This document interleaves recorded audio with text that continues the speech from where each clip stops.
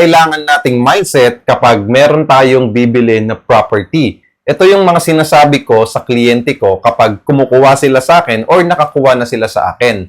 Number one, i-treat po natin yung property natin na kinuha or kukunin as investment. Kasi alam naman po natin, ang investment, long game po yan, okay? Mahabang laro po yan. Pagdating sa investment, ibig sabihin po, yung return of investment po natin yan, aabutin pa po ng taon. Okay? So, for example, bumili po kayo ng property ngayon, cash. Sample na lang muna, cash. 3.5 million. And then, after 5 years or 10 years, naging 4.5 million. Okay? So, ibig sabihin, dahil tumaas yung value ng property, in just 10 years time or 5 years time, tumaas yung value, meron kang profit, di ba? So, 4.5 million minus 3.5. So, yun po yung magiging profit po natin. So, it's a long-term game, okay?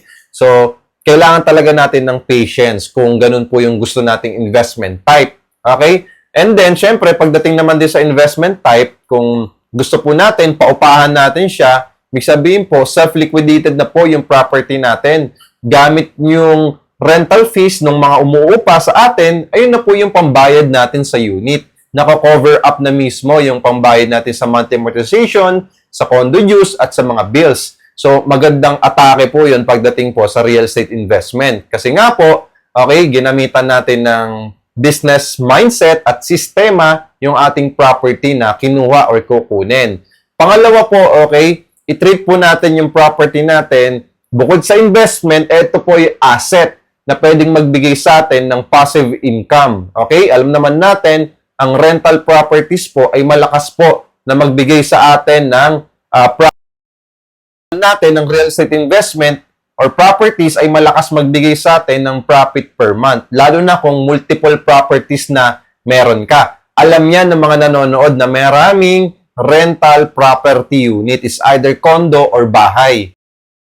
But not the least, i-treat po natin itong mga property na to na kukunin nyo or binili nyo as your gift sa sarili po ninyo. Kasi alam po natin na yung mga binabayad nyong payments or yung mga pinang-i-invest nyo dito, okay, sa property na kukunin nyo or kukunin nyo pa lang or mga nakuha nyo na, okay, pinaghirapan po natin. So, mas maganda, i-treat din natin to na regalo po ninyo dahil po sa sipag po ninyo, sa pag-abroad ninyo, sa pagtatrabaho ninyo, di ba, sa pagnenegosyo ninyo, sa pagiging freelancer po ninyo. So, i-treat nyo po ito na regalo po sa inyo. Kumbaga, di ba kasi kapag niregaluhan po tayo, di ba, kumbaga, kinikip talaga natin yung regalo na yon, di ba? So, sana itong investment, itong asset or gift sa sarili nyo, pahalagaan po natin itong property na kukunin po ninyo o yung mga nakuha nyo na para hindi po natin sila madaling bitawan. Okay? At mapakinabangan po natin sila someday. Maraming salamat po and God bless.